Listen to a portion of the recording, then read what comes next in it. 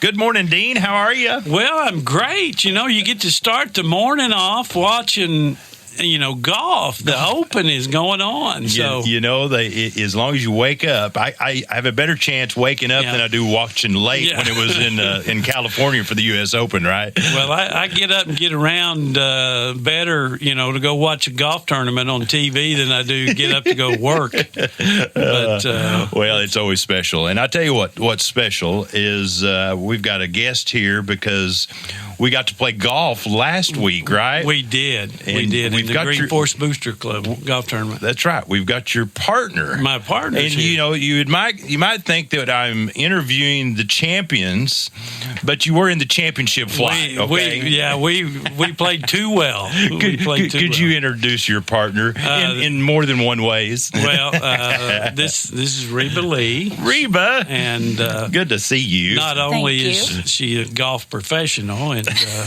served as partner in more ways than one, but she has also just been named the acting manager of Loaves and Fishes here in Berryville. You're kidding me. No. That is an outstanding achievement to work with such a wonderful group, right? They are amazing. We really do have so many people out there that work hours and hours every week to put everything together that has to be done to make things work. But we got a really great group of board members. Jay Lee's our president, Leanne Jackson, Don Allen. All these names are going to be familiar. These are definitely familiar, right? Francis Ross, Lou Smith, Bobby Thurman, and Mary Ruth Adams. So well, and I know with Mary Ruth, she used to work here for us, and of course, part of my church, Methodist Church, you've got so many other organizations that help out, right?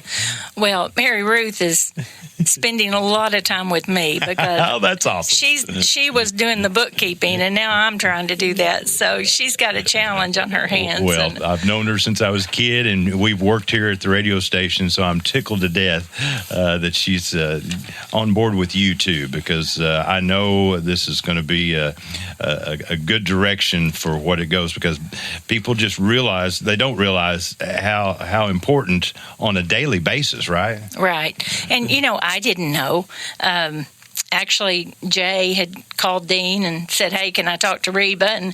And that's how this all got started. And then, of course, Leanne Jackson's just tenacious, and so she kept encouraging me. So, the board really has just challenged me to focus on expanding the volunteer base, and just keep things running smoothly, cultivate donors. That's always a necessity. And that's why we've got what little listenership we have, Dean. If you're listening, this is a good place to direct your monies, right? It is. And we talk about food bank. You think food bank, just passing out food to those in need. It's not rocket science, but you do have a rocket scientist on your board. Yes, we do. Lou Smith is our rocket scientist. He's a NASA employee and has been, and he is amazing. But, one of the things I talked to Lou before I did this, and I said, "What's the one thing you want people to know?" And he said, "First and foremost, that we want to be an expression of God's love in this community." Wow. And so I know he had said to me, "I want you to share the love of God with everybody that walks through that door." Well, and I know through the years, even when Linda Boyer talking to Lou so many times, he's a joy to talk to, but he's really got some insight on how to get some things done, and he's done it, hasn't he? He does, he does it all. And it's kind of been his brainchild and labor of love, and started in 1985, I do believe. Yeah, I remember back behind the main theater. This place was not that big, but boy, it was full, and you had to walk in between the boxes to get in place, and right across from Danny's Tire, right there. And got a new facility now that's located right across from the Berryville Cemetery on Bunch Springs Road. Right, Bunch Springs Road, and I'd really encourage people to come out and just take a look, because I hadn't been there before going out and taking a tour, and it is amazing. And just in June we served 405 households, which was 1,336 individuals. But Wow. in July, we've given out 16,171 pounds of food. Wow. And that's commodities and loaves and fishes purchased food to 262 families, which is 536 adults and 320 children. Wow. I'm sure that we'll serve before the 5 days. We've got 5 more service days ahead, so we'll probably meet or exceed June's total there. Wow. And, none of it would be possible without those who give monetarily. We want them to know that we are very careful with the money that they donate. And the board is very careful about what we can and can't do with that. And then we have, volunteers. We've got several who have worked over 20 years there at the food bank, which is encouraging. And in June, 101 volunteers worked 375 hours. My goodness. Yeah. And that's people people that work there that I didn't know I knew that worked there. Yes, right. And I know there's some long-staying individuals that have passed too. I know Fred West was a big part of this, and so we always need new people all the time, right? That's so, exactly right. And they need to just come see you and how they can help, right? And we have 6 kids 16 and older can come volunteer on their own. Perfect. But if they're younger than that, a parent has to come with them or an adult. Sure. And you have donations from, I know, Walmart, Harder House, a lot of other businesses here that donate food. Exactly. And we have volunteers that just deliver that food. They go to Walmart and to Casey's, Daylight Donut, Dollar General, KFC, White Oak Station, Harder House. Wow.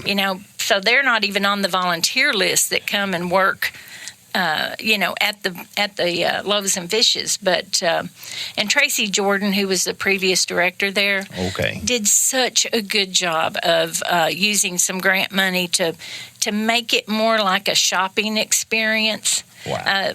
Commodities are boxed, and you hand them the box of commodities because that comes from the government. We have no say over that. Gotcha. But the food that's donated from all these people we just mentioned, and plus what Loaves and Fishes buys, they get to shop for those things.